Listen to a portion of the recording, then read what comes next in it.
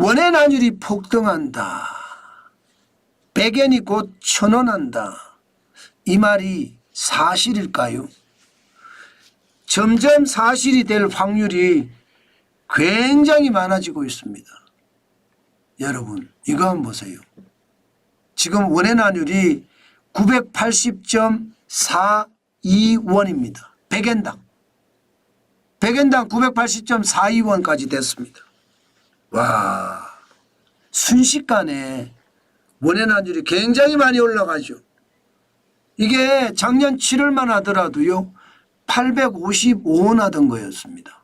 그런데 지금 980.42원까지 올라갔으니까 엄청나게 올라간 거죠. 실제로도 엄청나게 올라간 겁니다. 그런데 지금 원의 환율이 더 올라갈 가능성이 굉장히 많습니다. 왜 그러느냐? 당장 말입니다. 일본 대기업의 임금 인상률 지금 2025년에는요 렌코라고 하죠. 예, 일본의 최대 노조단체가 렌코입니다. 렌코. 예, 렌코에서 말입니다. 6.09% 주장했습니다. 1933년 이후 32년 만에 최고치입니다. 32년 만에. 예, 제가 이게 1933년이 아니고요. 죄송합니다. 지표가 틀렸습니다. 1992년입니다. 93년입니다. 1993년 이후 32년 만에 최고치입니다. 예. 그러니까 대기업의 임금 인상이 굉장히 많이 올라간다는 거잖아요. 2020년만 하더라도 1.90% 올라갔고요. 2021년에는 1.78%예요. 예, 2022년에도 2.07%거든요. 그런데 2023년부터 올라가기 시작했습니다. 워낙 일본의 소비가 부진하니까 임금을 올려서 쉽게 말하면 소득 주도 성장을 한다는 이야기죠. 거기도. 예, 3.67% 올렸고요. 작년에는 5.28%, 이번에는 6.09%. 이러면 여러분 물가 어떻게 될까요? 물가는요 이렇게 되면 올라갈 수밖에 없습니다. 예, 굉장히 많이 올라갈 수도 있습니다. 예, 그만큼 임금 인상률이 높으면 물가가 많이 올라가고요. 예, 지금 물가가 엄청나게 올라갔습니다. 지금 일본이 말입니다. 2025년 1월에 4.0% 올라갔거든요. 일본은 저성장의 저물가, 디플레이션에 빠져 있었잖아요. 1990년부터 시작을 하면요. 잃어버린 10년, 잃어버린 20년, 잃어버린 30년이라고 이야기할 정도로 일본은요. 디플레이션, 디플레이션 함정에 빠져서 일본식 불황이라고도 이야기합니다. 빠져서 고난을 겪었습니다. 그래서 일반적으로 물가가 오를 때 2020년 1월을 보면 0.7% 이렇게 오르잖아요. 이렇게 오르는 게 정상이에요. 일본이요. 심지어 말입니다. 소비자 물가가 마이너스가 된 적도 많습니다. 코로나 팬데믹 때만 이렇게 마이너스가 된 게 아니에요. 그전에도 일본 물가는 마이너스로 떨어졌다가 플러스로 올라갔다고 하지만 찔끔찔끔 왔다 갔다 했거든요. 그런데 코로나 팬데믹을 거치면서 물가가 폭등했습니다. 지금 2023년 1월에 4.3%까지 올랐거든요. 여러분 4.3%면 일본의 물가는 그야말로 지옥 물가라고 할 수 있습니다. 엄청나게 올라간 거예요. 우리가 말로 표현하기 힘들 만큼 올라간 겁니다. 예. 그런데 2025년 1월에 4%까지 또 올라갔어요. 이제 2월에는요. 이게 꺾이면 다행이겠지만 꺾이기가 쉽지 않아 보입니다. 예. 작년 12월에도 3.6% 이것도 높은 숫자거든.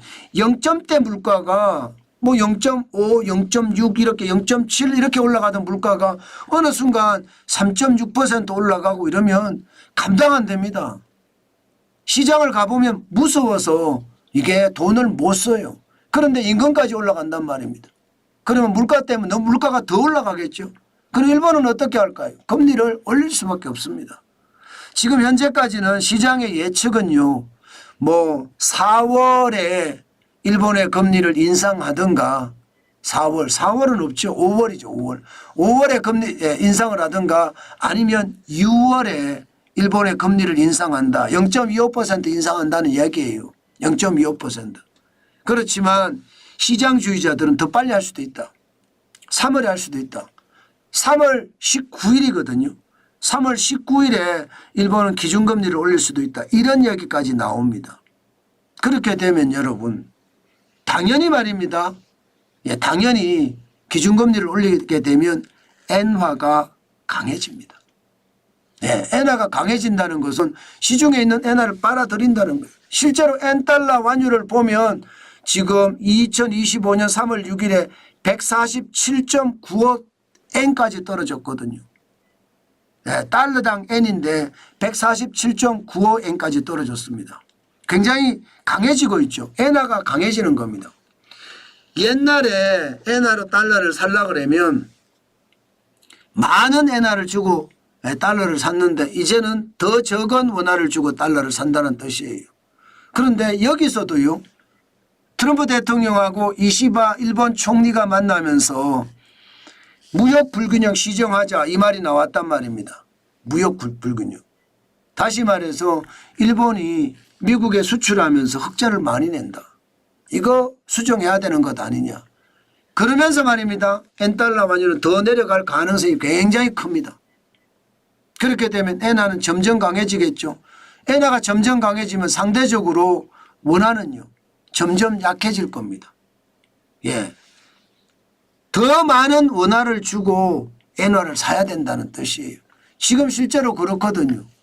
2025년 3월 7일에 980.32원을 주고 100엔을 샀잖아요. 과거 말입니다. 2024년 7월 10일을 보면 855.17원을 주고 100엔을 샀습니다. 이제는 더 많은 돈을 주고 산다는 거잖아요. 그럼 앞으로 이제는 980원이 아니라 1000원을 주고 살 수도 있다는 겁니다. 마치 말입니다. 2024년 3년 11월 17일에 12.9원이었잖아요. 그 앞으로 땡기면 코로나 팬데믹 때는 1191.34원 주고 100엔 샀습니다. 글로벌 금융위기 때는요. 2009년 3월 3일에 1578.17원을 주고 엔을 샀습니다. 엔이 굉장히 많이 산다는 이야기가 되는 거죠. 아마도 예, 그렇게 되지 않을까 시장에서는 예측을 합니다.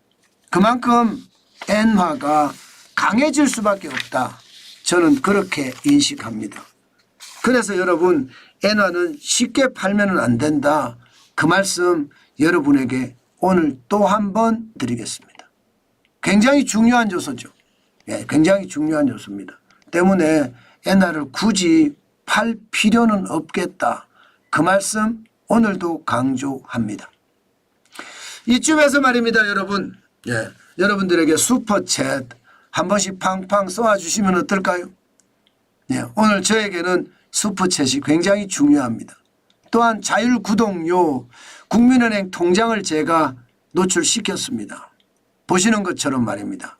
여러분들이 예, 뭐 슈퍼챗도 좀 쏴주시고 자율구독료 예, 여기도 좀 입금도 해 주시고 또 가능하면 정관진 TV의 회원으로도 등록을 해 주시고 그러면 제가 좀 더 힘을 내지 않을까 싶습니다.